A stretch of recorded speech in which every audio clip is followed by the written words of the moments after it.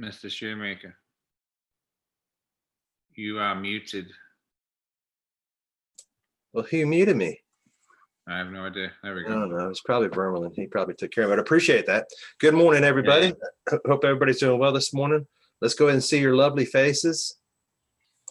I don't know about that lovely part. I know it's kind of rough. I wouldn't call it lovely. The face, right? Good grief, Stackhouse came on. It's not lovely anymore. Ah, Dalton's got a really good face. It's Who, kind of Nolan? camouflage. Can't see him. yeah. Hope everybody's doing good. Had a good weekend. Anything spectacular happened to anybody over the weekend?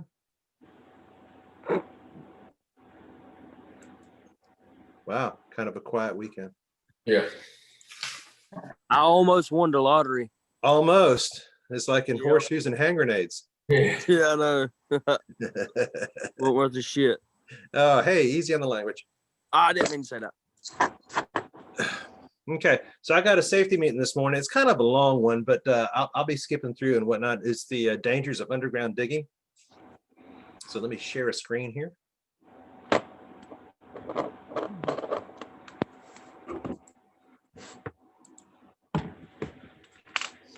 Y'all see that? Yeah. Hold on a second. I took it away. There it goes. All right, did you get it back? Yeah.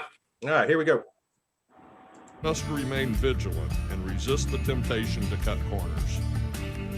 The worst excavation disasters are those that could have been easily prevented. With one strike of the clock, lives can be altered forever.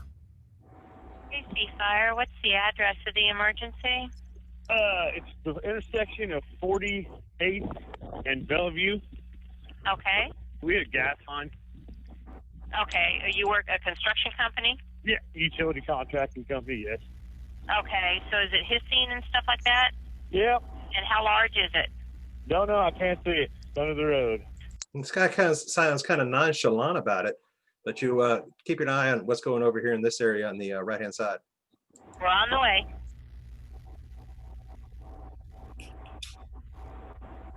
Boom. Hey, Fire, this is Gas. Yes. Hey, we had an explosion they're saying down at JJ's restaurant on the plaza. Okay. We got an explosion down south. Okay, no, you know, it's some type of gas explosion. Yeah, so we need ambulance and... All right, we're en route. Fire department, what's the address of the emergency? JJ's on the plaza. There was an explosion just a few seconds ago, and there's a visible fire up the front. It looks like it's around the front of JJ's. There's smoke billowing everywhere. It's spreading. Okay, we're on the way. One woman died in an explosion at a popular Kansas City restaurant after a gas line was ripped open during installation of a telecommunications cable by a contractor using horizontal directional drilling. Following the contractor's call to 911 reporting leaking gas, city fire personnel were dispatched to the leak site at 4:54 p.m. Soon after the gas company arrived at 5:16, the fire department left the scene. The explosion occurred at 6:04 and fire units returned at 6:08. The contractor had a valid one-call ticket, but according to an OSHA citation dated August 15th, the contractor potholed but failed to pothole to the intended depth of the bore. Okay, so what he's telling you there is he had a valid locate, so he had called the 811 service, done all that correctly. Now, in situations where even when it's marked and you have to go beside something that is a live conductor or a live line, especially gas is a whole new bear out there. You have to do what they call potholing. Does anybody know what potholing is? Like, is it like test digging? For Yeah. You're gonna get a shovel. You're gonna go into an area and clear out an area, even if you have to break up the asphalt or concrete, and you have to go down and take a shovel, dig down easily. Maybe some post hole diggers, probing while you go, probe down while you go, until you have a visual confirmation of where the line is. So he did not pothole in this situation and just went by the marks that were on the ground. he was directional drilling, so there was no digging going on. He was boring underneath the road.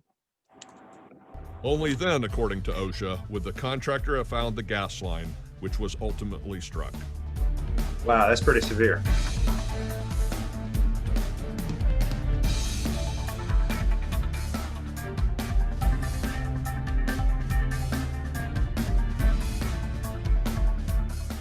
Local Kansas City media immediately questioned why the fire department left the scene.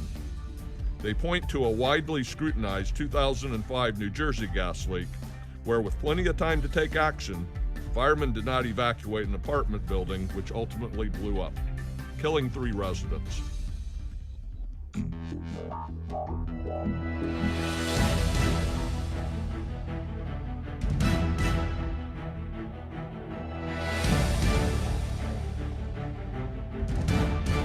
Workers installing a telecommunications line bored through a 2-inch gas main, resulting in a leak which migrated underground and into an adjacent home.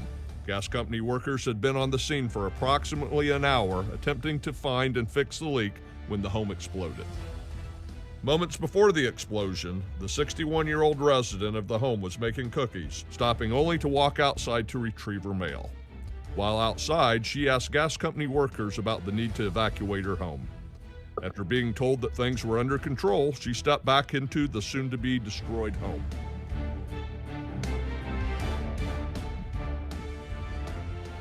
USO 911, location of your emergency. Something just blew up across the street from us. This is Louisville 911. There's a gas leak explosion.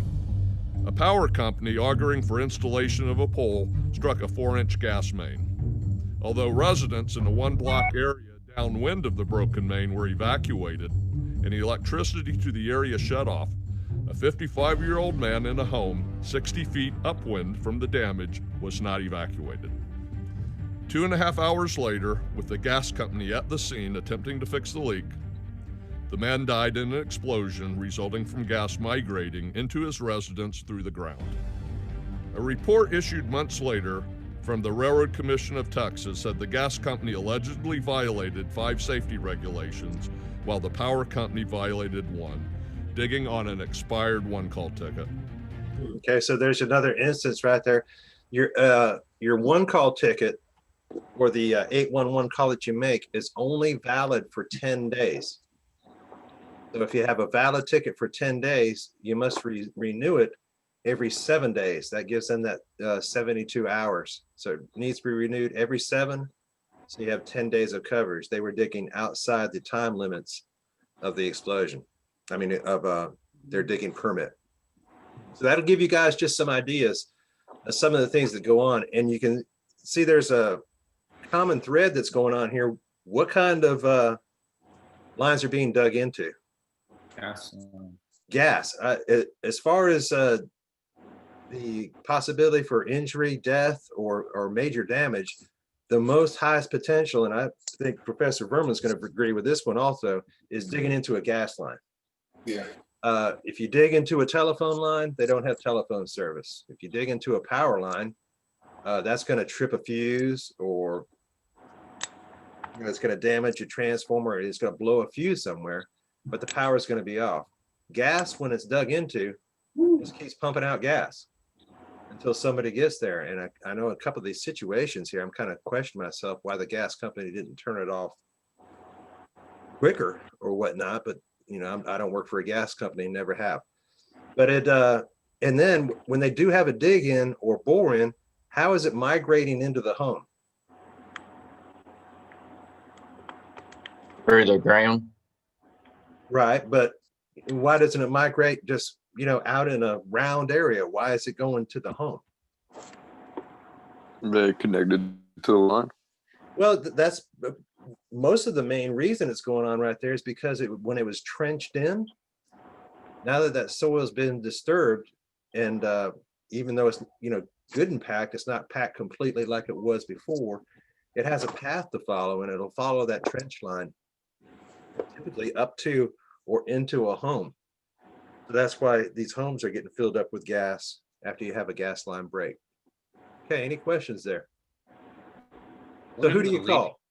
Wouldn't the least path of resistance be the hole that was dug above the gas line as opposed to the ground going to the house? That's what I'm saying. When you trench that line in and you go into the house, it's following that trench line. No, what I'm getting at is that electrical companies digging a hole and they hit a gas line. So wouldn't the gas be leaking out of the hole that they dug as opposed to going to the house? It's the whole area. It's the whole area. I see what your question is. Oh, It's the whole yeah. area right there. And that gas is heavier than air. So it's going to stick to the ground more. Who's on their keyboard, pounding their keyboard? All right. Jeez. Give it a break. Okay. That just gives you the importance, especially around gas lines. Now, I know when we did digging in the Myrtle Beach and Conway area, the two areas that I was in mostly, if we knew we had to dig by a live gas line, we'd get our locates, and a good portion of the time, I'd say about 90% of the time, the gas company would actually come out and sit with us while we were digging. Right. So that just gives you an idea of how dangerous gas is into homes. And I have to admit, probably for the last 15, 20 years, the use of gas, especially down in this area, has become much more increased. People are wanting to get that, what's that, on-demand hot water? Yeah. Yeah, on-demand hot water requires gas. So there's a lot more of it that's going on. Just shows you the importance of getting a valid locate, doing it in the right time period. And to be honest with you, even if you have a dig in or anything like that, and you're kind of worried about, well, how much am I going to have to pay for the repairs and everything like that? When you get into gas, I mean, it's major, major damage, loss of life and injury that happens in those situations. Anything you'd like to add, Professor V? Yeah, I mean, the best thing is to call your locates, like Professor Shoemaker said, but I mean, just you really want to dig around them carefully. You don't want to really trust those marks as well as you would something else, because I mean, people do make mistakes in locates, and I mean, we've gone out when I worked on the underground crew and done some digging, and dug a couple feet away from the gas line and actually dug it up. And I mean, of course, we're all running because we don't know if it's going to ignite or what, but just be very careful digging around gas lines. And it's like Professor Shoemaker said, it's best to expose that line, before you really want to stick that backhoe bucket down into the ground and see what you get. So yeah, just be careful digging around those gas lines. Yeah, it's kind of surprising too. I mean, you look at the rules and regulations as far as the 811 services they have out there. If they put a mark on the ground, that mark is valid for 3 feet on both sides. Right. It's kind of a head scratcher, and it's always been a head scratcher to me, is they have a margin of error. Yeah. 36 inches to each side of the mark. So if you hit something within 6 feet, you're liable for it. They can have that much error in their marking capabilities. That's why you need to pothole, or when you get into the area where you see a mark, you need to go ahead and start digging slowly and probing to find whatever you need to get around. Kind of strange. Yep. Okay. So we're going to go into 2 subjects today, and we're in the underground part. One is called the 3M Dynatel. That's for locating secondary cable and also locating secondary underground faults. That's where the cable goes bad underground. And then we're going to get into what they call the Von Thumper. And the Von Thumper also will find locates. Well, really, no, I'm going to go back on that. We're going to go over what they call the Hastings fiberglass high pot adapters. So these are 2 methods out there. One, when you're using the 3M Dynatel, that is the secondary method to find underground conductor and cables. That's locating. And then also that piece of equipment will do underground fault finding. So that'll find a bad section or a bad spot in your wire underground. Now, to start off with the 3M Dynatel, if I test my cable and I find out that the cable's in conduit, and I find out that conductor is bad in conduit, well, what do I need to do there? Cable in, Pull new wire. just pull new wire. Yeah, that's the simple way to it. And like I said, it's been going on for a good many years at Santee Cooper that we've been installing cable and conduit. Wow, 20 plus years. I would suppose Duke Energy's probably doing the same thing. Right. But that's not going to negate the fact that there's conductor in the ground that's direct buried. And when I say direct buried, the wire's put directly into the ground. And that was the old method of doing it. So we talk 3M Dynatel and we need to do fault finding. Obviously, when we do fault finding, we've got to dig it up. It's direct buried and we need to splice it out in the ground. What is that, regular or what? Yeah. Okay, so let me get over here to, that's the Vaughn. Here we go. All right, here we go with another share screen. And this is going to be, it's got a little link to it, and we're going to stop at certain portions where you guys need to take notes. This is the 3M Dynatel. Now, disclaimer.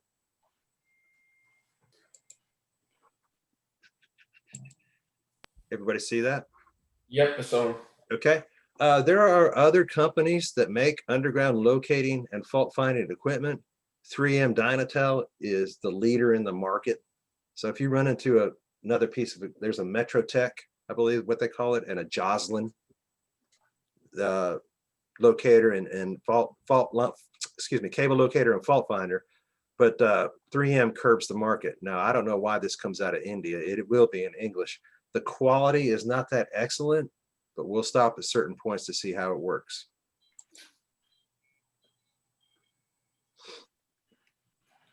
Toji. See-da. Hear that okay? Yep.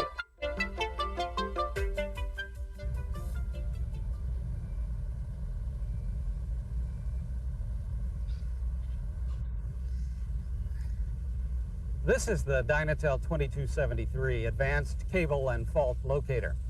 It's rugged, water resistant, it's lightweight, well balanced, and it's easy to operate. The transmitter is used to apply a signal to the conductor you want to locate. The receiver is used to trace the path of the signal. Now, in addition to detecting the transmitter signals, the receiver can also detect signals from energized power cables. Okay, so you have two parts to the 3M Dynatel so far. There's going to be one extra part as we move along. You've got the transmitter, which is the box that's on the ground, and you've got the receiving wand. That's the one he has in his hand. So two parts, transmitter, receiver. The receiver is used to trace the path of the signal. Now, in addition to detecting the transmitter signals, the receiver can also detect signals from energized power cables. When you're tracing a conductor, this bar graph and numeric indicator shows the signal strength, which is at a maximum when you're over the cable in peak mode. And there's an audio response that gets louder as you get closer to the conductor. In addition, there's a directional or differential mode that points to the cable's location. In this mode, the unit makes a distinctive warbling tone as you move to the left or right of the cable. The receiver lets you get an estimation of the conductor's depth and signal current at any time simply by pressing the depth key, even when you're tracing a power cable. And if you have a Dynatel 2205 or 2206 EMS marker locating accessory attached and set to the alert mode. Okay, we never use that other attachment. The one is more than sufficient to use. You can locate a marker at the same time you're tracing the conductor path. Or if you're using an active duct probe to... And we never used an active duct probe. I'll show you a way to do that without the active duct probe. Locate the path of or find an obstruction in a non-metallic conduit, you can use the receiver to locate the probe and to determine its depth. The switches are used to turn the unit off and on and to check the batteries, to select the trace mode, to select the appropriate frequency, to select the fault or tone modes, To adjust the speaker volume, to adjust the gain or record a fault level reference, and to measure the conductor depth or the current through the conductor. On the bottom of the receiver are two jacks. The smaller jack is for headphones. The larger jack is for accessories, such as the earth contact frame for finding sheath faults, the Dyna coupler for cable identification, and the tone probe for pair identification. A standard toning coil for aerial fault locating can also be used. The transmitter has storage space for cables, ground rod, and some accessories inside the case and in the external pouch. The switches are used to turn the unit off and to check the batteries, to turn the unit on in the ohms mode to check loop resistance and foreign voltage, and to put it in the fault or tone mode, to turn the unit on in the trace mode, to select one of 4 possible tracing frequencies, or to select all 4 frequencies simultaneously, and to select normal or high power level. There's also a display and an output jack. When you're tracing a buried conductor, the transmitter sends a current through the conductor. The current causes an electromagnetic field or signal around the conductor. Okay, I'm not 100% good on his explanation right there. When you place the transmitter and the box actually transmits by itself, there's going to be different ways that you're able to put a frequency or a tone onto the cable. It doesn't put current on the cable. That's physically impossible. To put current on the cable, you're going to have to do an electrical connection, just like we know how to do as far as wires are concerned. It does, though, put a frequency. It does transmit from the box down into the conductor. I mean, or it could be anything. It could be pipe. It could be conductor in conduit, anything metallic.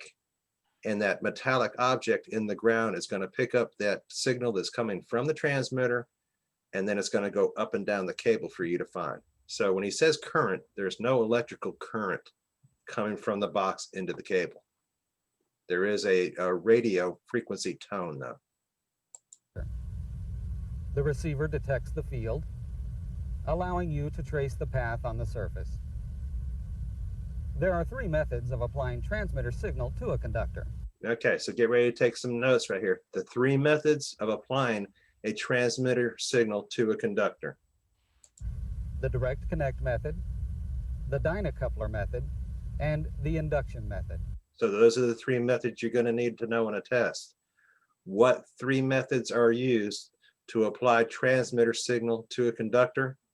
Direct connect, Dyna coupler, and induction.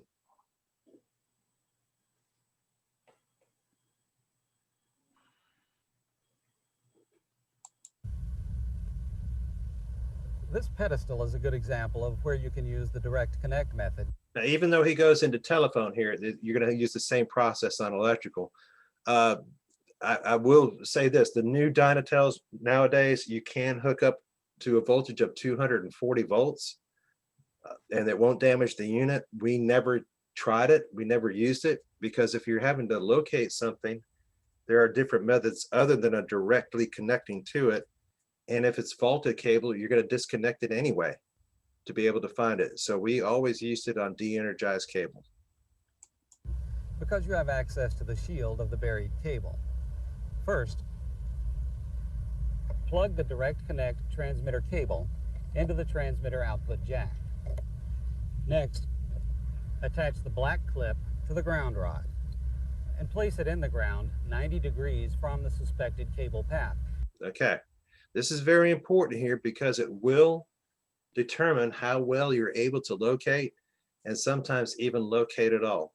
So he's put the cabling into the box right here. There's a red lead and a black lead. Black lead goes to the ground rod, and the red lead is going to go to the cable that he wants to connect to locate. Now listen closely. Plug the direct connect transmitter cable into the transmitter output jack. Next, attach the black clip to the ground rod and place it in the ground 90 degrees from the suspected cable path. Okay, so You connected it to the ground rod. While locating, where do you place the ground rod? What location? 90 degrees from the Suspected path. suspected. There you go. And if you walked out in our underground yard and you saw that underground dip hole that we started at, and then the switch gear, I mean, you just stand in between, and is it an exact path? We don't know. Is it a suspected cable path? Yeah, it's more than likely going to be in that general location. So he's thinking his cable path, he's looking down this direction. He's thinking his cable path is going this way. You got to place the ground probe, and distance helps too. 90 degrees from the suspected cable path. That is a test question. Now, this is the suspected cable path. So the ground rod goes over here. Now, connect the red clip to the cable shield. If the shield is grounded at the contact point, you'll need to remove the ground. To check the batteries, press and hold the off key. A solid tone means the batteries are good. A beeping tone means the batteries are low, and no tone means change the batteries. It's a good idea to check the batteries after you finish using the locator to ensure they'll be good the next time you use it. Successful location of a buried conductor using the direct connect method requires a complete circuit. The circuit goes from the transmitter through the conductor back to the transmitter through a far end ground. Okay, so you see the situation that's going on here, and this is really the concept of how this works. The receiver is locating the conductor by the method of triangulation. And you see that happening here, which leads to even more. If you put your box beside the pedestal or whatever piece of equipment you're trying to locate from farther away, and then take your ground rod 90 degrees away from that, you make the triangle bigger. And when you make that triangle bigger, it makes your locate more precise. So that's what he's talking about right here in this situation. And the ground rod. To test the circuit, press the ohms key. You should hear a solid tone like this, indicating the circuit is good. A beeping tone means you have a marginal circuit. A no tone means the circuit has a high resistance or is open, and the transmitter may not be able to apply enough signal for tracing. If the circuit is good, press the trace key and select the 577 Hertz frequency. Okay, so he's going to start getting into, he's locating, not fault finding yet. So he put it in trace mode, hit the trace. And now if you're working for cable TV and telephone companies and whatnot, because they have, they do use different frequencies on their conductor, you can go and use different frequencies in this screen right here to be able to locate that conductor better.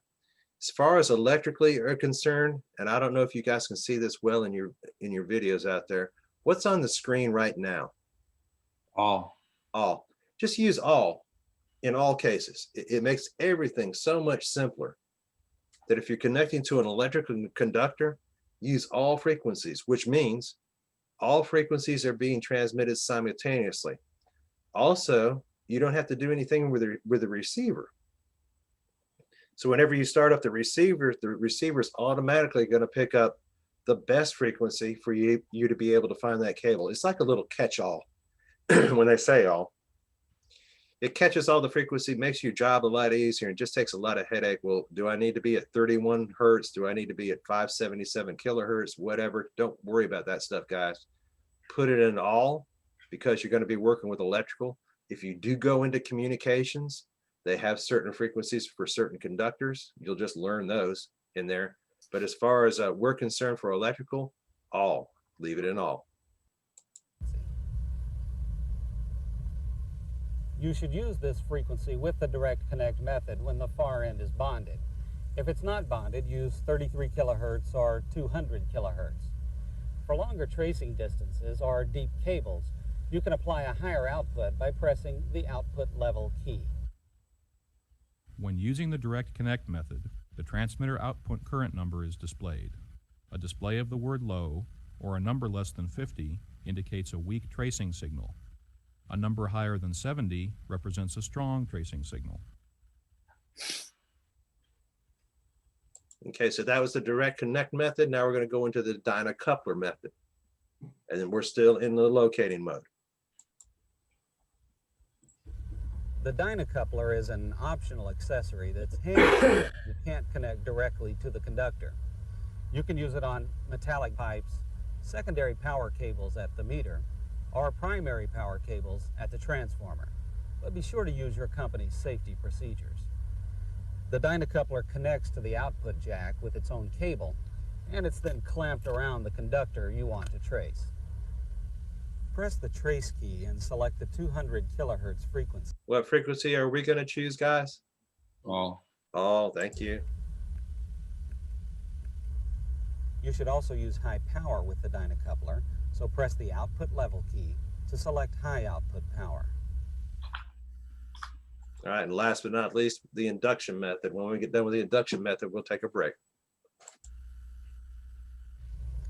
When surface access to a buried conductor is not available, you can still apply a signal to the conductor using the induction method. The transmitter signal comes from an internal antenna and couples onto the buried conductor. This is a good example. Okay, watch closely. Of when to use the induction method. It's obvious something is buried here because the pavement has been repaired. Since there's no easy access to apply the signal, I'll have to use the induction method. To apply a signal, put the transmitter on the ground over the buried conductor and line up the lid hinge with the conductor path. Now, this is the suspected path, so I'll just line up the hinge like this. Okay, so he's got a suspected cable path because he's seen some digging going through here. Now, I'm not 100% sure that's electrical or not. That could be water, sewer, whatever. And then he takes the transmitter and he puts apply it a down. signal, put the transmitter on the ground over the buried conductor and line up the lid hinge with the conductor path. Now, this is the suspected path, so I'll just line up the hinge like this. So he lines it up and puts it, gets it ready to go. What's he doing wrong? Stood in the middle of the road. Yeah, what a guy. Yeah, that's a freaking idiot. The one I bought, we've got one of these and we're going to show you at the school today how it works. They're about $4,700. So don't put the transmitter in the road, guys.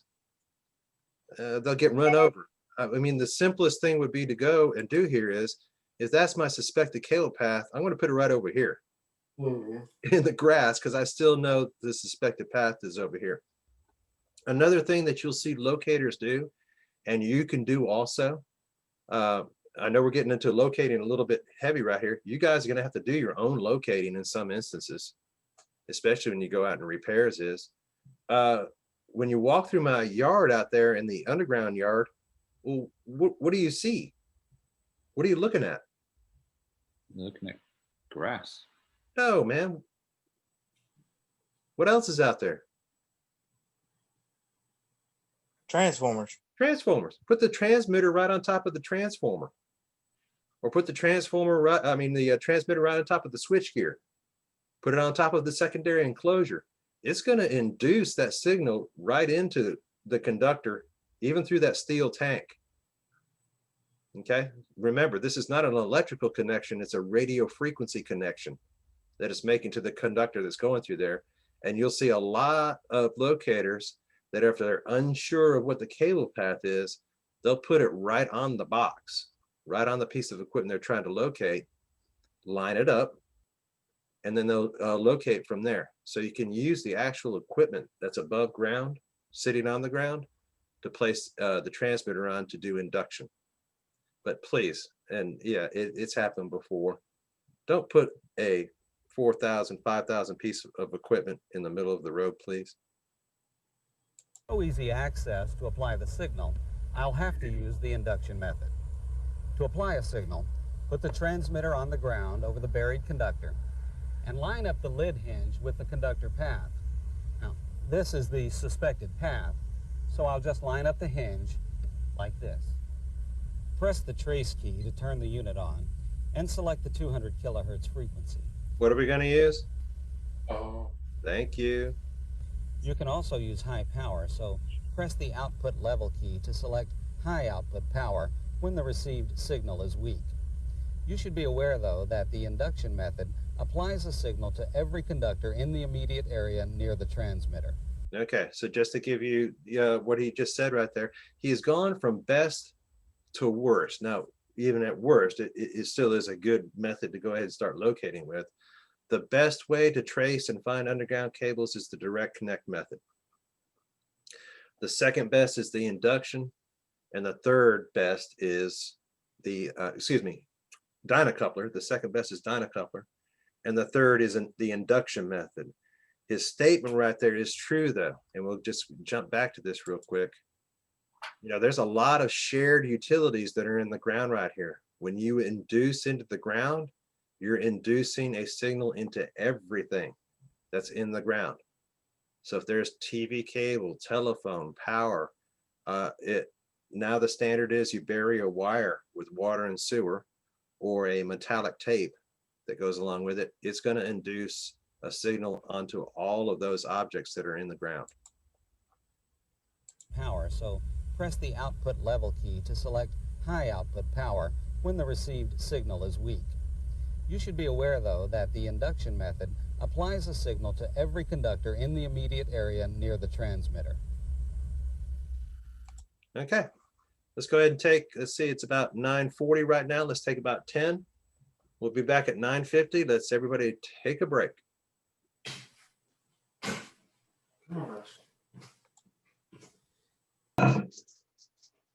Okay, it's 9:50, so we'll get started back.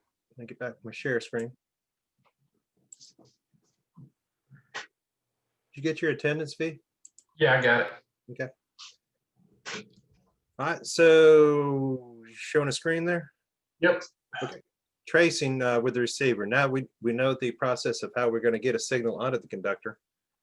Now here's how to use the receiver.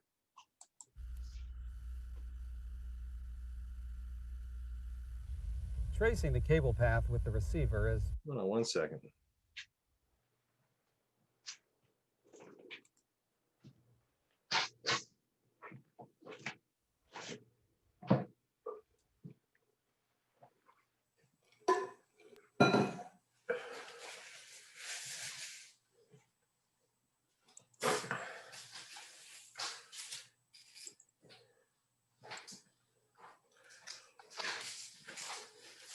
Okay, here we go. A simple process. Turn the unit on by pressing and holding the on-off key. Notice the battery level mark on the left side of the bar graph. If the bar graph is to the left of this mark, you'll need to replace the batteries. First, select one of the 4 trace modes. Here, I'll use peak. Okay, so the most common trace modes that are going on here, and you'll see a little diagram above. In trace, peak is the one that goes peak like this, and then valley or null is the one like this. Peak is the one that's most commonly used. It gives you an audible tone, plus these bars will come up towards the center and let you know when you're close to the conductor. There's also this mode that you have right over here, which you'll get into in just a moment, that's actually going to center you on the cable and show you which direction to move the wand. Next, set the receiver's frequency to match the transmitter's output frequency. What frequency are we going to use? Oh. You're going to hear it 5,000 times. If you're tracing a power cable without using the transmitter, select the power frequency. Okay, so he's made a little quote there, and you'll see this a good portion of the time. You don't need the transmitter. There is a frequency built into the wand here that you can use. And what is that frequency? When looking for power cables, he said set it to the power frequency. Y'all know what it is. Yep. 60 hertz. There you go. Yeah, you can select 60 hertz and then here, and it'll show 60 hertz down in the window. Now you don't even need the transmitter anymore, because the conductor itself with power on it, you're going to have voltage and current to create that electromagnetic field, is giving off its own frequency of 60 hertz. So you're able to find the conductor in 60 hertz mode. No transmitter required. Before you begin tracing, you need to set the receiver's gain or sensitivity. Find a point of maximum response over the suspected cable path. Hold the receiver at a comfortable tracing height with the receiver's handle in line with the cable path and press the gain adjust key. Now that's a quick press. Yep. So it'll automatically do gain adjust. Once you press it one time, it'll set the gain so it's correct. That's both directions too. If the gain is too low, it'll set the gain up. If the gain is too high, it'll set the gain down. The receiver automatically adjusts itself for a satisfactory signal level.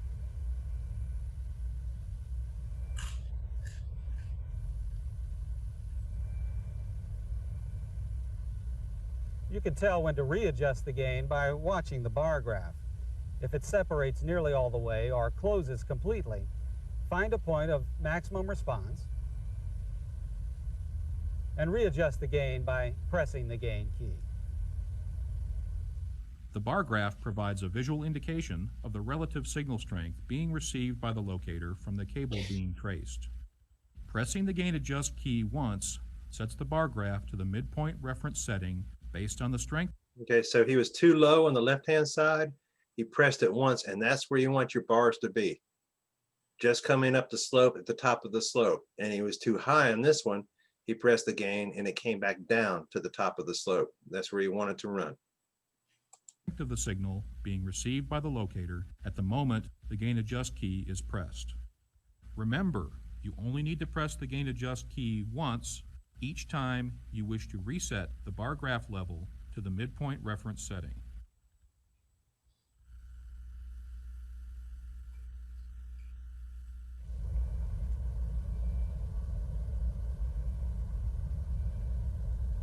Okay, so a common thing that goes on here, and this is me being picky, when he's taking that wand and he's going back and forth across the ground, what kind of motion is the wand making?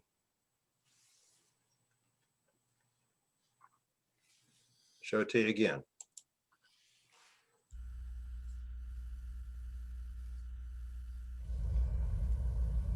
A sweeping method.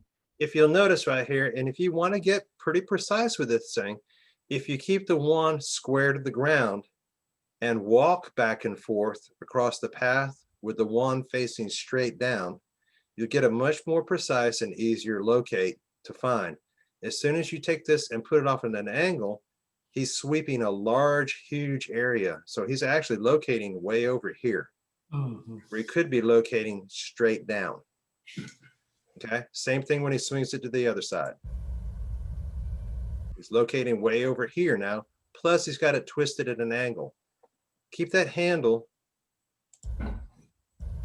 just like that. Keep it square and move your feet from side to side with the wand straight down. It'll solve you a lot of headache and give you a more precise locate. At any time while tracing, you can get an estimate of the cable's depth. Set the receiver on the ground directly above the cable, with the receiver's handle in line with the cable path. When you press the depth key, the numeric display shows the estimated depth and the relative signal current in the cable. The circled eye is also displayed. The current mode is useful for verifying that you're tracing the correct. Okay, so we know it's not actual current, right? That's radio frequency intensity. That's not electrical current. Cable.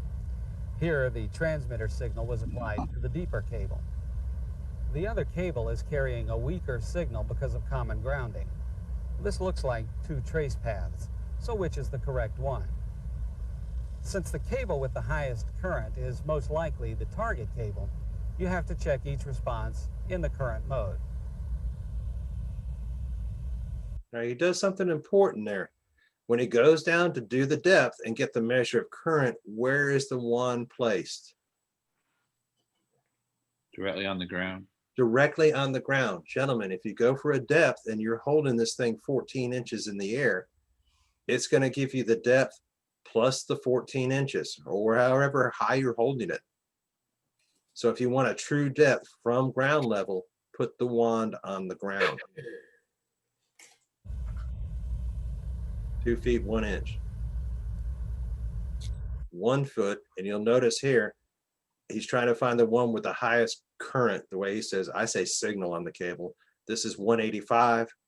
This is 147. This is the one he's trying to locate. As you can see, the deeper cable has the highest current and is the target cable. To reduce the possibility that the trace signal will get onto other cables, use the direct connect method at 577 Hertz with good far end ground. In newer models, the flashing Hertz symbol indicates alternate frequencies are available. To change to an alternate frequency, press and hold the gain key while pressing the frequency key. When a non-metallic pipe becomes obstructed. Okay, we're going to skip over this. We never use the duct probe.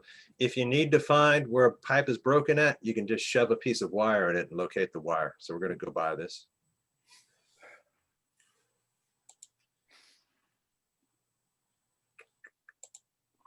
It's all duct probe. Okay, here we go. Okay, locating a buried fault. So the first part of this video was all about just locating conductor in the ground. Now we're going to learn how to locate the fault that's in a cable. When we have a fault in conduit, what do? Replace the wire. Replace the wire. Just do it and get it done. We're locating a fault in the ground. This is direct buried because we need to find it, dig it up, splice it out so the power gets restored back to normal. To locate a buried fault, use the direct connect method to apply the fault locate signal to the cable sheath. Okay, so there's only one mode. There's only one mode that you can use to locate a fault. And what mode is that? Direct connect, Dyna coupler, or induction?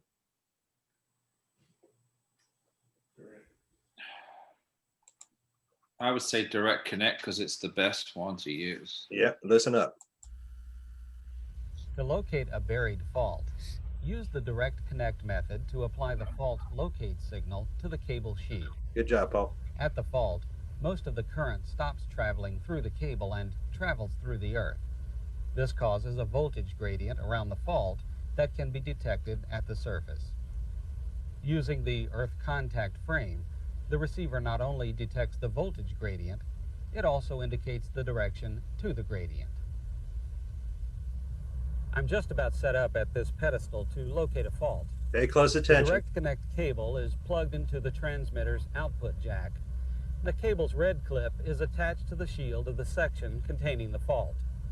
I've isolated it from ground by removing the bonding straps from both ends of the section. The black clip attaches to the ground rod, and it's placed in line with the cable path. The suspected cable path is this way, so I'll put it back here. Okay, so where does the ground probe go? Red probe goes right back to the same conductor you're trying to find the fault in. Where does the black ground probe go when you're locating a fault? Directly in line with the In line and behind. If you put it forward of the conductor, you're going to get a false reading here. In line and behind the conductor you're trying to Place the ground rod as far away as possible. You don't know how many people have made that error in trying to locate faults and they've put it over here at the 90-degree side.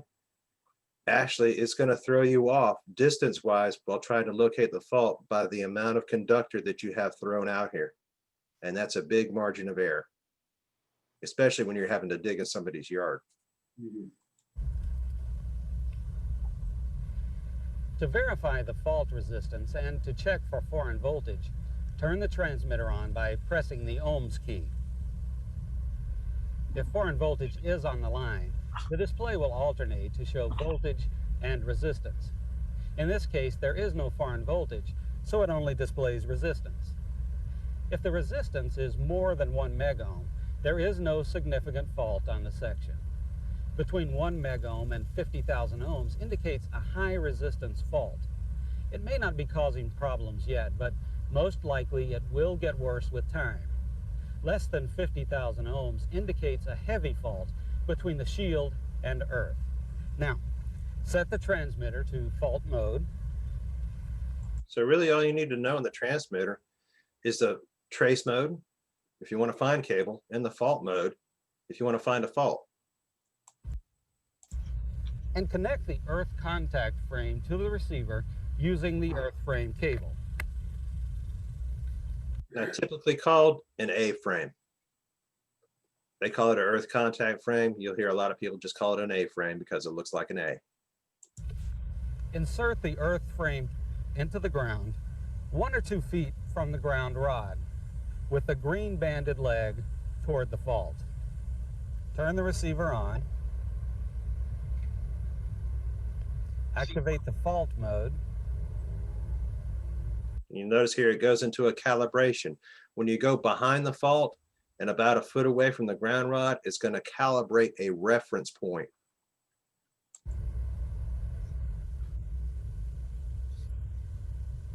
Press the reference key to set the earth frame reference value.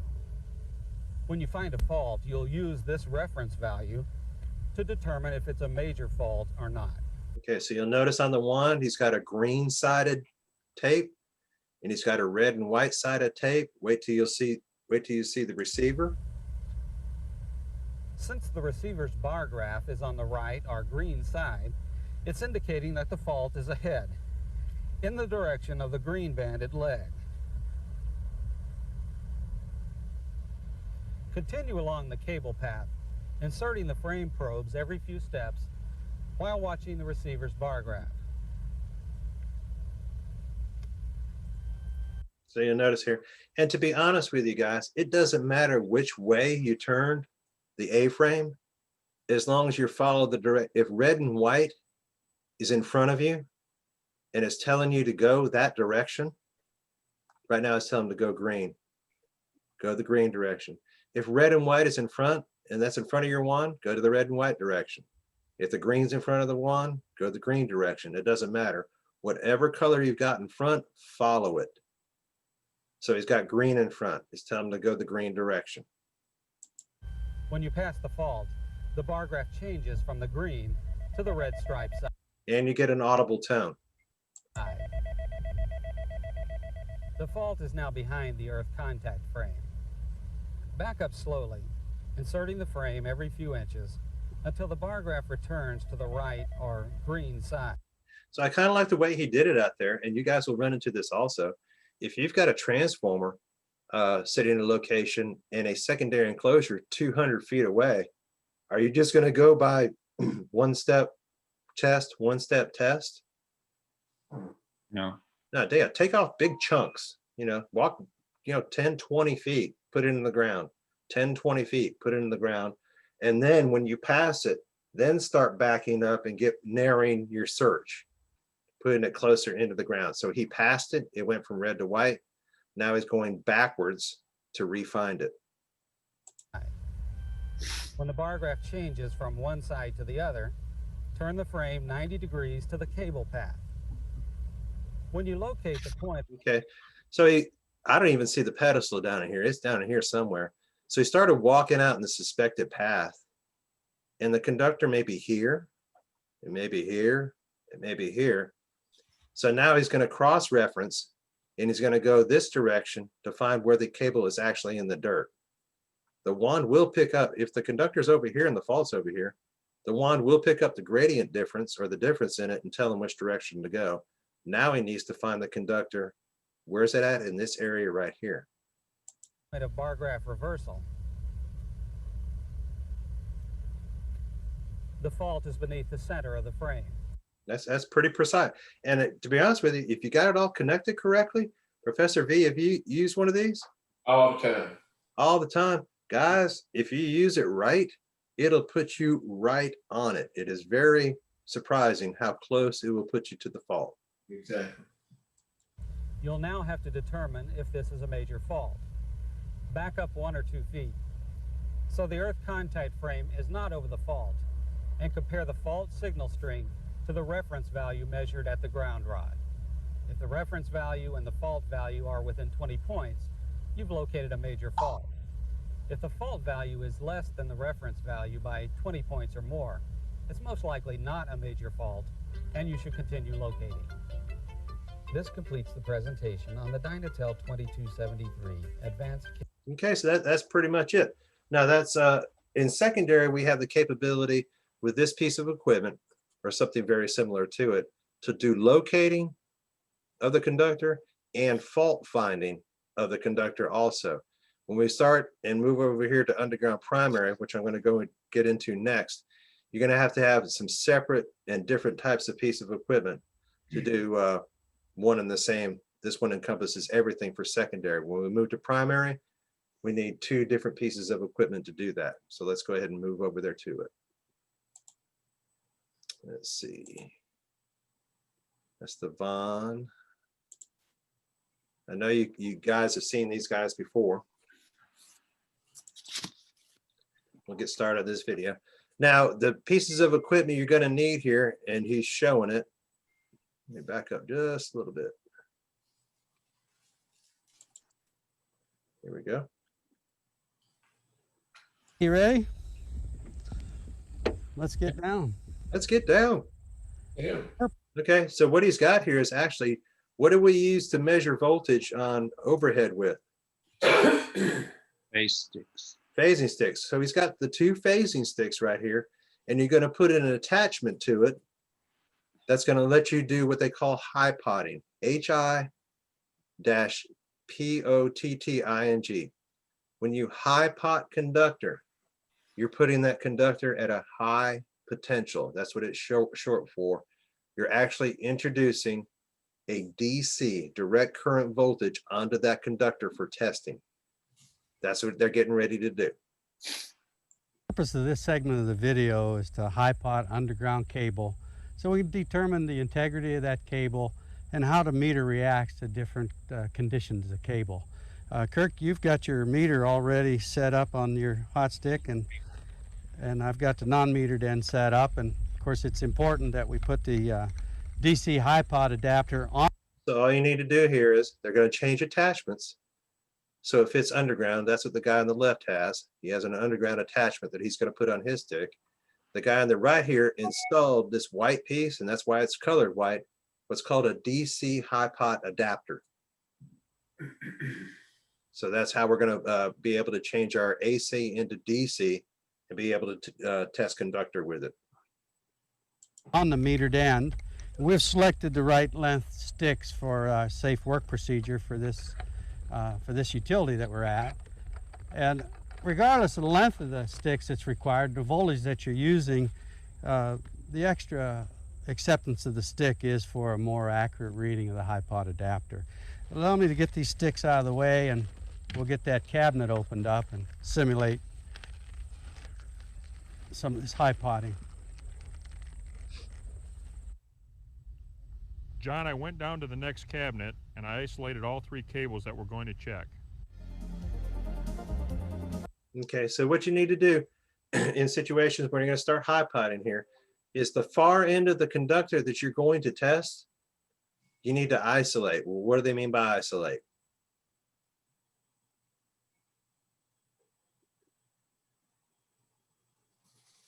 I'll give you an idea here. You cannot high pot through a transformer. So what do I need to do with the conductor?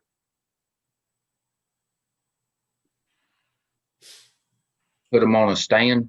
Yeah, he's got it on a parking stand standoff. You'll see some linemen, and it's legal if you stand beside the transformer and stay with it. Just actually pull the elbow off with a shotgun stick and let it sit in the clear. But it cannot be on the transformer. That's isolation.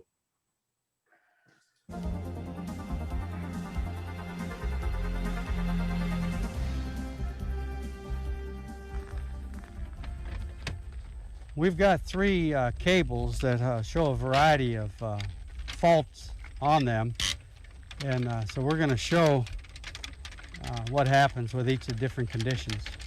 Now, do understand here, this is a testing enclosure, so they've set up some conditions here to be able to show you how the high pot sticks work, the phasing sticks work with the high pot adapter on them.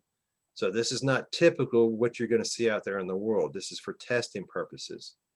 So he's installing a feed through right here on the right-hand side, and what feed through is exactly what it means. I can put a primary conductor on here, and it feeds through and comes back out the other side.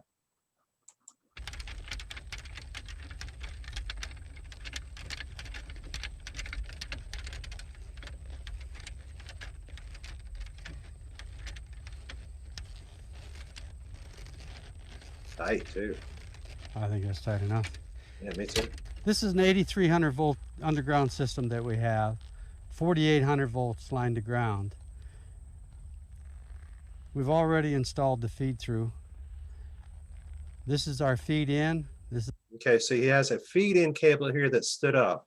When I say stood up, it's on a standoff bushing or insert. The primary comes up to this point that does have voltage on it, and it just stops, ends. It's actually on a feed through, but he's got a what they call a dummy receptacle over the other side. So it's just de-energized, a dead end receptacle right there. These are the three candidates of conductors that he is going to test. This is a dummy cap. This is where the feed's going to come from. There's three different faulted conditions, and we're going to illustrate each of the three faulted conditions. Ready, Kirk? Just take that dummy cap off.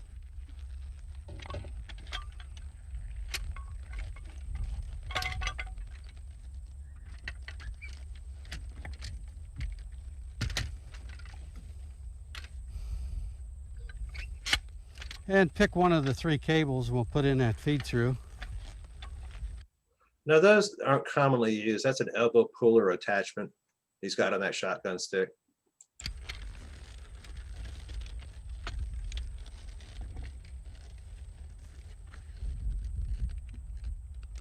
So he takes one primary conductor and he moves it over to the right hand feed through.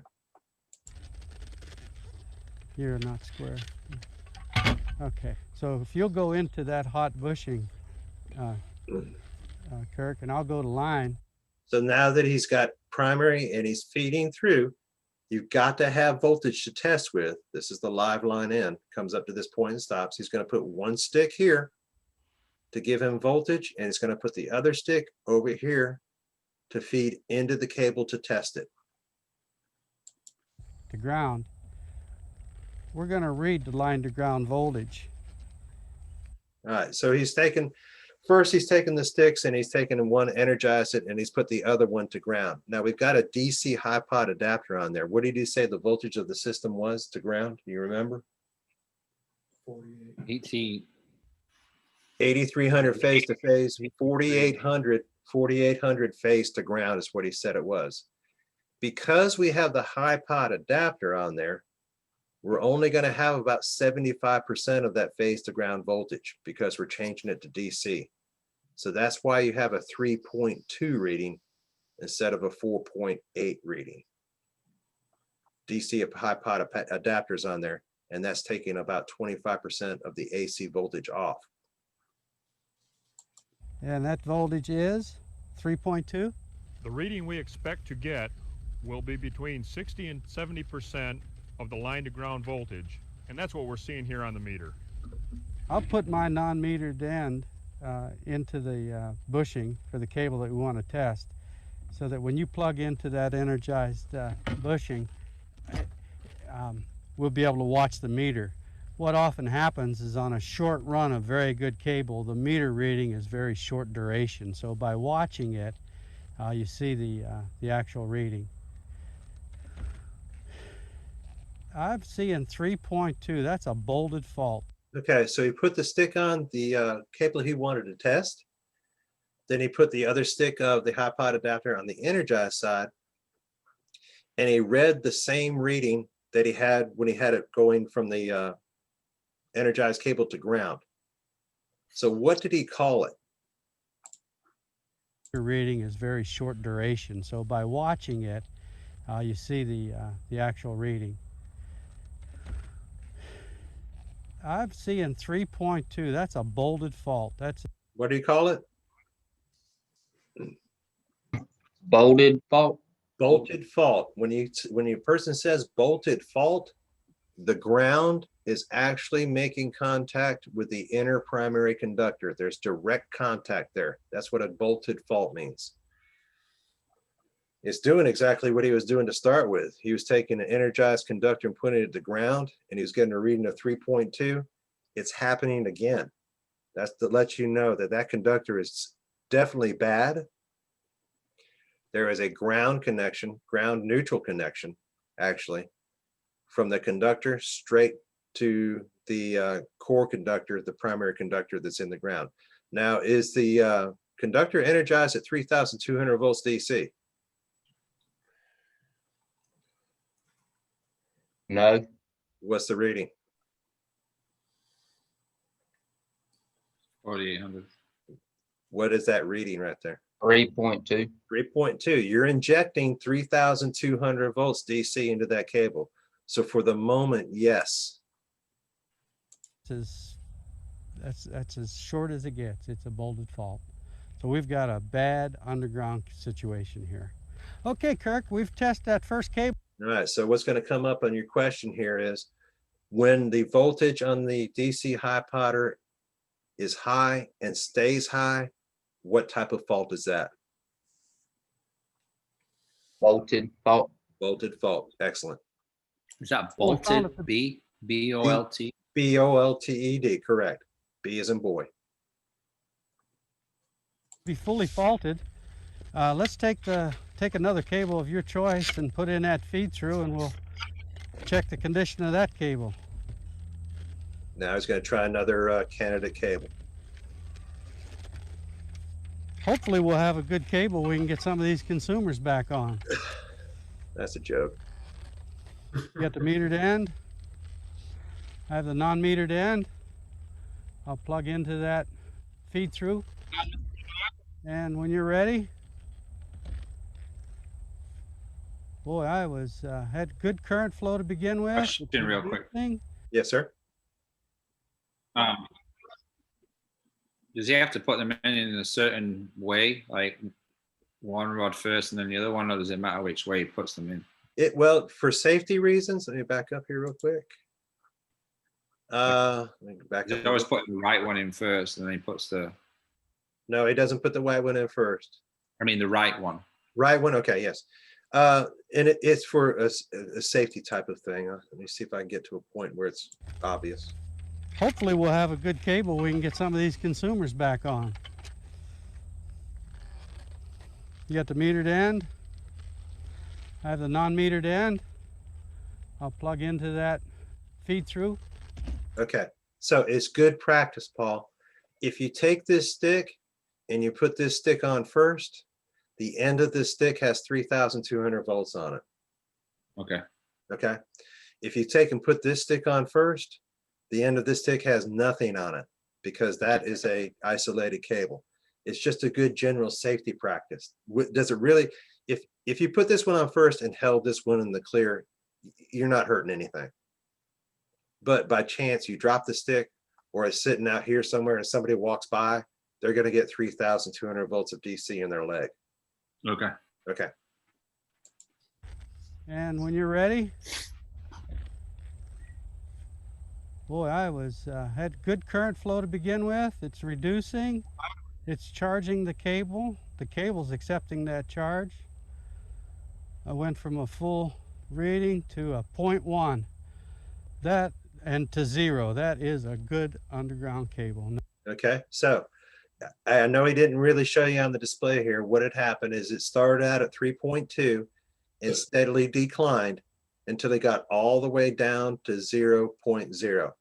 Some cases, in older cases, you're going to see 0.1, depends on the cable. What kind of cable is that? A good cable. Good cable. It fully accepted the charge. It did not bleed off anywhere or go straight to ground. So that conductor is actually holding and not dispersing 3,200 volts. You're at 0 right there. That is good cable. All right, so test question. Reading starts high, goes down to 0 or almost 0. What type of conductor do I have? A good one. Good cable. Excellent. No fault It's a very good cable. It's held the capacitive charge. Let's reverse our sticks and take that capacitive charge John, off that cable. It's real important to make sure that you're watching the meter when you plug it in, though. It truly is. It To truly see is. that initial reading and then watch it bleed to zero. If you're Exactly. not watching it, you. Okay, so they're getting ready to do something here, and we'll discuss it here before they get ready to do it. When they had the bolted fault the first time, they were actually taking the 3,200 volts and going directly to ground with it DC. So essentially, at that time that they were doing it, they were grounding the conductor with the sticks. Now that I have good conductor in the ground, I am charged to 3,200 volts between both of these sticks. So watch what they do. You wouldn't be able to pick that You would up. know if you had any current flow. Okay, well, bleed that. I'll trade you sticks. And go to ground.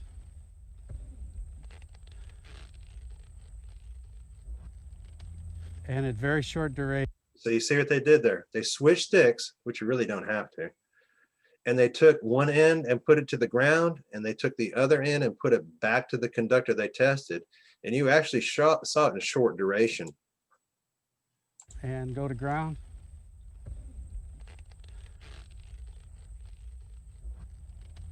And that's 300 volts that was still on the conductor before they grounded it.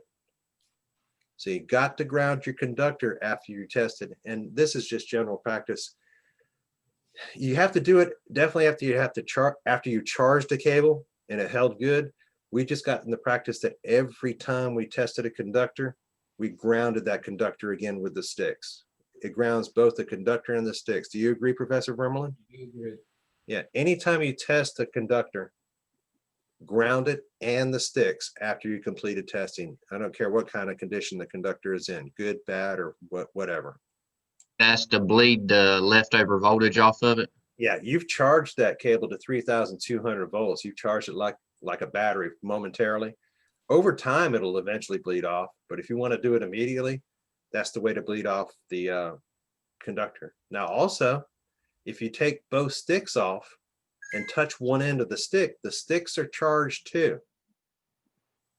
So that takes the voltage off the conductor and the sticks.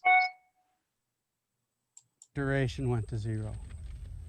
John, it's very important that when we discharge the cable, that the discharge time needs to be equally as long as the charging time. And even though the meter reads 0, it still may have a charge on it. Okay, so your company is going to be pretty specific on this. If you tested the cable for 5 minutes, how long must you discharge it? 5 minutes. 5 minutes, okay? Our company went to the point, especially on long spans of conductor, that you needed to go 3 times the conductor test time.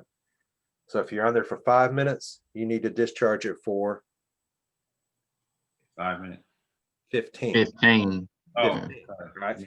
I'm just going to tell you that as far as the test is concerned, after testing, we're going to ask you how long do you, if you tested for 5 minutes, how long do you discharge? You've got the information here.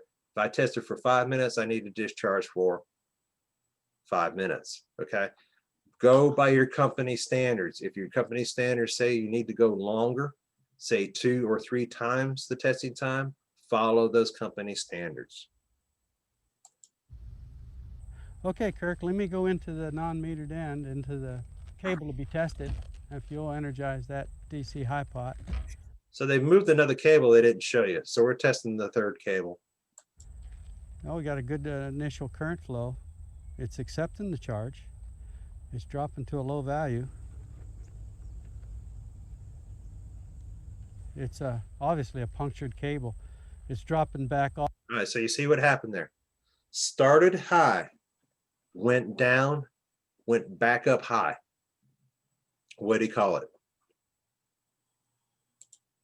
Punctured cable. Punctured cable. Obviously a punctured cable. It's dropping back off again. It's fluctuating. So what you have in that situation there is you have what they call a puncture. The conductor insulation has a puncture hole in it somewhere. You're getting it charged up high enough, just enough to leak out of that puncture and go to ground. And then it goes back. That's when it goes down. Then it goes and go right back up and down, up and down. That's when it's leaking out of the puncture. So that is a bad conductor also. So question, meter starts high, goes down, goes back high. What kind of conductor do you have? Punctured one. Punctured cable. Excellent. Accepting the charge and then discharging it. So we have three situations. We have a good cable, a full faulted cable, and now a punctured cable. And the only other one that happens extremely rarely is where we have a burnt open and real dry conditions or in sand, and it accepts the DC charge, but you have a cable that's burnt open. And we'll talk about burnt opens when we get into the next piece of equipment. You have a faulted cable and it's showing it as good. What you might want to do is go to the next cabinet and put your URD grounds on that cable that you're testing, and then come over and high pot it again. If you don't see the line to ground, full current flow, it's in fact opened. So you have an open cable, and that's the exception. What is the lowest reading we should see there, John, or what would be the highest reading we can accept as good cable? It's kind of a loaded question, but possibly 70% of that 70%, where you see 3.2 on 48, you might see 2.4, 2.5. But it's stable, it doesn't fluctuate, it doesn't go up and down, it stays right at the same reading all the time. And that would identify a cable that's leaking. Okay, so that pretty much wraps up the use of the sticks. When he talks about an open, it is a rare condition, but it does happen occasionally, is where the conductor is actually just cut in two in the ground, and the ground is real dry sand, and the voltage just has no chance to go and leak out and go into be registered by the sticks. It just thinks it's a dead end in the dirt. So that's what they're talking about on an open. Okay, it's 10:30. Let's take about 10 on a break, and then we'll go over our last piece of equipment for the day. Okay, let's go ahead and get restarted back here. So screen one, share. I know you're looking at my email. Don't be looking at my email. Okay. So to give you guys a heads up here, the Dynatel, that was for secondary, that was an all-encompassing system going on there. You're able to locate cable and you're able to find faults with it. The Hastings high pot adapter with the phasing sticks, its sole purpose is to let you know that you have a bad span of primary conductor. It does not find faults. It just lets you know from whatever piece of equipment you're at to the next piece of equipment which you've isolated the cable on, if that span is bad or not. It does not find the fault. Of course, if you test and you've got a bad span of conductor and it's in conduit, what do? Replace the wire. Just replace the wire, re-terminate it on both ends, and you're ready to go. If it's directly buried into the ground, you have to use another piece of equipment, and that's where we're headed right now.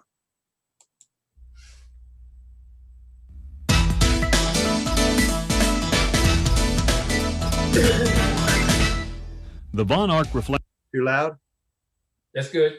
Reflection system is an easy-to-use, easily transportable cable fault location device. It allows trained users to quickly isolate faulted primary underground cable.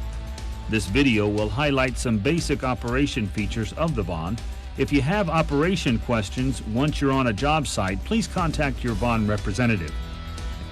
In the West region, contact James Landers at 352-408-9630. In the East region, Canada, and international inquiries, contact Jerry Landers at 352-408-7890. If you can't reach your representative, a number for the VON Corporation and brief operational instructions are listed on the inside lid of your system. One very important note: the VON Corporation recommends that operators use all of the safety measures demonstrated in this video. However, nothing supersedes the safety regulations of your company. If there is a conflict, always follow the safety rules and regulations of your company. The Monarch reflection system combines a user-friendly cable radar with a capacitive discharge unit in a compact, lightweight, portable package that's easily transported in virtually every truck, van, or SUV. Let's see how easy it is to use the Vaughn system to locate a fault on an isolated cable section. But before we begin, here's 2 safety notes. If possible, all hookups should be performed using a hot stick and/or properly rated rubber gloves, depending on your utility's requirements.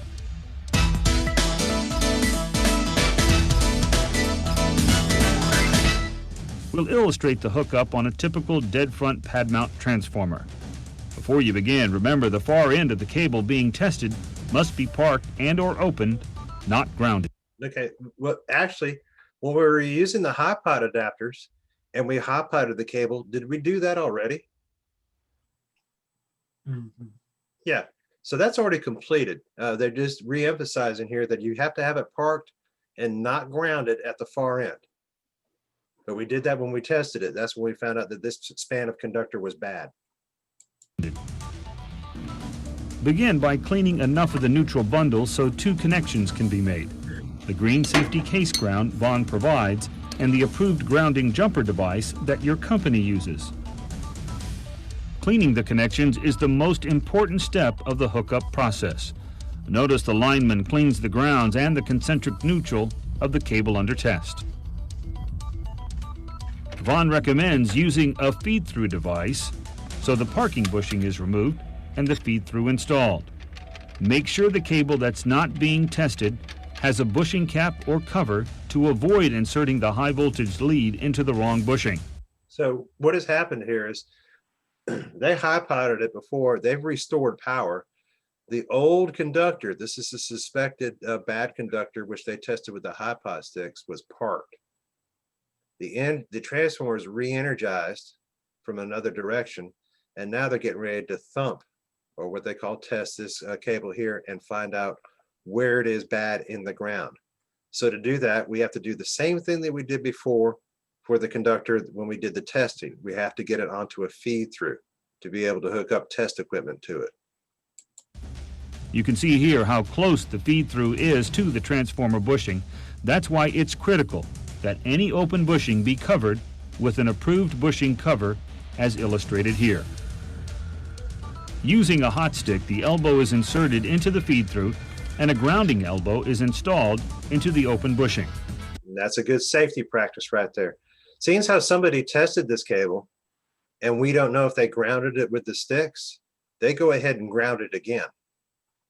Why didn't they ground it first? Who? The company. Why didn't they put that grounding cable on before they put the hot wire into it? There's no hot wire going into it. Okay. You talking about this one? Yeah, why didn't they ground it first before they put the other one in? Just a safety question, that's all. It is. It's a good one at that. Really, and this is totally you, as far as you being a lineman and you working with another crew. Say at night, they went out here, they did all their testing and everything. This is the bad suspect cable, but either I'm not able to get in touch with them or I didn't see what happened. So I don't know if this guy, when he took the sticks off, if he grounded the cable. Right? All he did was put it on a parking stand. That's the way I found it. Right. So for insurance purposes, I'm going to re-ground the cable. That's just me, because I've stepped out here on a brand new day and I wasn't here last night. They might have grounded it the night before. I don't know. Okay. Is that what you're asking? No. Thanks for saying that, though. That grounding cable that he's putting in right there. Yes, sir. Why didn't he put that in first before he attached that cable from the box? You can. You can? Okay. That's all. Yeah, there's no problem with that at all. Okay, I see what you're saying now. Okay. Some utilities test from the parking bushing by removing the access port. You won't see all that. We don't even have those on our conductors. You cannot test from there on our conductor. Cap. Then Using an approved voltage meter or detection device, test the other side of the feed-through or test port to ensure the cable is de-energized. After you complete the testing, be sure to insert a grounding elbow in the feed-through. You're now ready to hook up the leads from the Vaughn. One quick note, be sure the green safety case ground is uncoiled fully before beginning the hookup. Okay, that is a special note, and I know you've heard us talk about this before. He's got the green grounding cable. One grounds the conductor, one is a return ground from the conductor, and there's a safety ground that he's going to attach. That grounds the tank of the Vaughn testing equipment. But what did he say to do with both of those? Make sure it's uncoiled fully. Uncoil it. Okay, just like we talked about before, uncoiled grounding cables. If you just need to stretch it out on the ground so it's in a straight line and come back to here, that's fine. Do not leave it coiled up on the machine. Begin by attaching the green safety case ground. Then, connect the high voltage return to the concentric neutral on the cable being tested as close as possible to the cable termination point. Next, remove the grounded elbow. And finally, insert the brass elbow probe attached to the high voltage lead into the bushing. Okay, so he's got his grounds hooked up. One's the case ground, one's the return ground close to the conductor he is testing. And now this is going to be the energized. This is what he's going to send voltage down the conductor with. You're now ready to find the fault.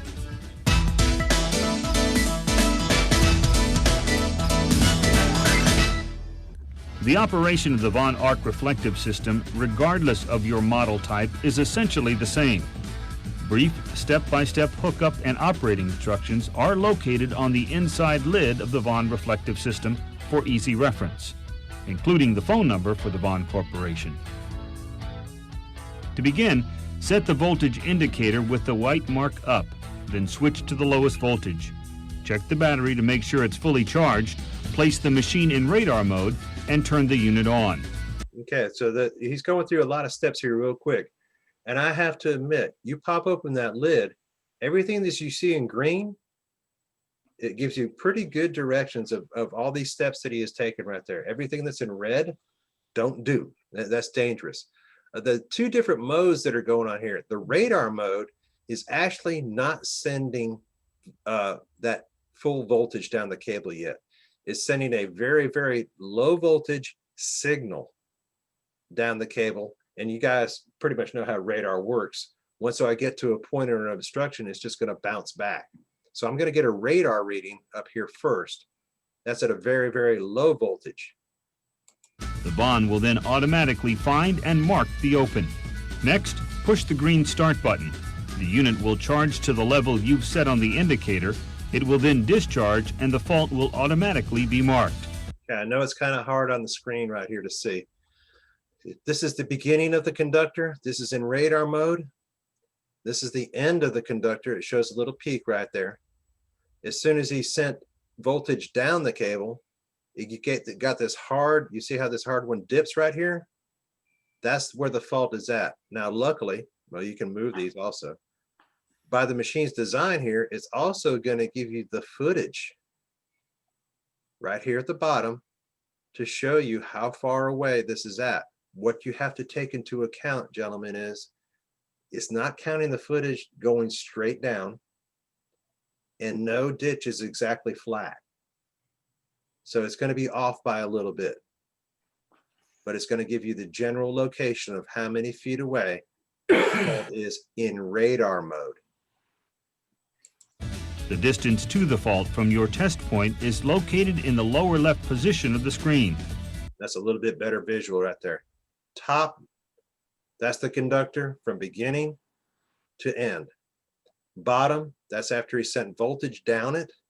Now it's showing him a fault 300 and looks like 54 feet away, right at these two marks. In this case, the fault is 394 feet from the test point. 394. Now a second worker can travel the cable path the approximate distance indicated by the Vaughn trace.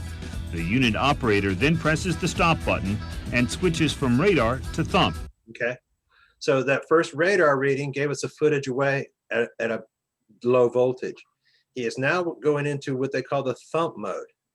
So he's going to send that high voltage down the cable, and the guy's going to listen for the explosion in the ground. And presses the start button. The unit will then begin an auto thump sequence every 11 to 14 seconds. I don't know if you heard that because he was talking so much. It's a pretty loud noise, and you can feel it in your feet.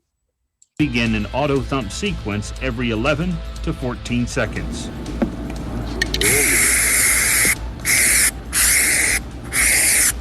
So what's happening down there in the ground is an actual phase to ground fault with whatever you've got the voltage set at the machine. I think he had it set, what, about 5 kV? About 5,000 volts is going phase to ground and making an explosion in the ground. So that's how he's able to find it.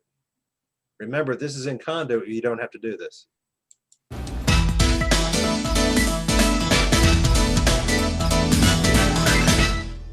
Many features of the Von Arc reflect. Okay, so we're running a little bit short on time, so we'll wrap it up right there. We're going to have more, and there's plenty of features inside this one thing. The only thing that you'll probably run into, well, first thing to know here, what are the 2 modes of the Von? Radar and thump. Radar and thump. Okay, in radar mode, what are you looking for? What does it tell you? You're looking for waves, changes. Well, you're looking for the distance to the fault. Distance. Oh, yeah. Sorry. Distance to fault. Okay, in thump mode, what are you doing? You Locate. Sound. Yeah, you're locating by sound, and actually, I mean, you can actually feel it in your feet when it thumps in the ground like that. If you've got one that's a really low intensity thump, I've seen guys take traffic cones out, put a traffic cone on the ground, and put your ear to it. And you can hear the thump through the traffic cone. So, go ahead, Paul. So he was walking that distance with that distance measuring wheel thing. I've seen one of those before. Yes, sir. Yes, sir. How does he know he's walking the right path? Well, it's like when we talked about it in the field the other day. I don't know if you were with us. You're going by line of sight. Okay. So if I have a dip pole and I look down, say 200 or 300 feet, and I see a transformer, I know the general path.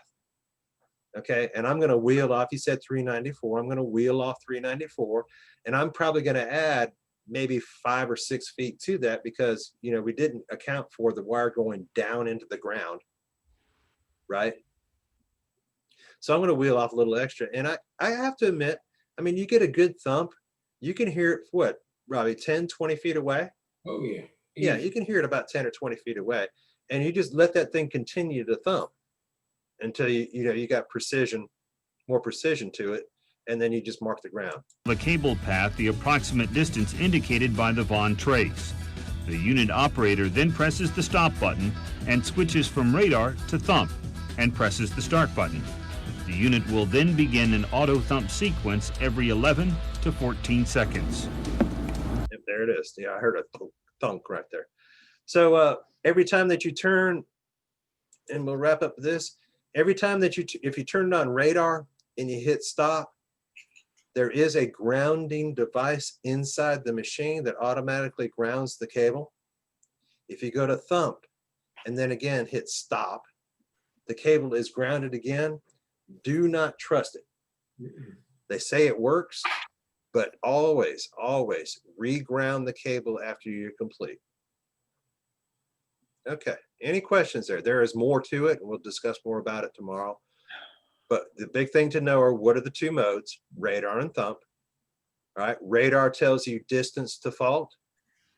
Thump does the actual locate in the ground. Okay, one more safety thing right here. Let me see where he's at.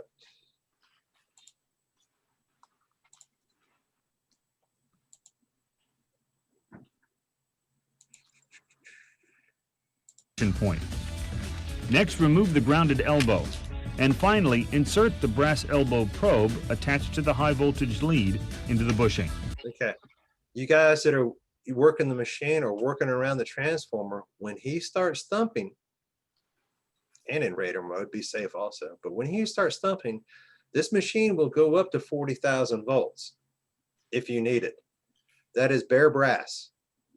So do not be around this area while you're in the thump process. they have the potential of having 40,000 volts. This is exposed on the ground. Obviously, don't touch it. Okay. Professor V, anything you'd like to include?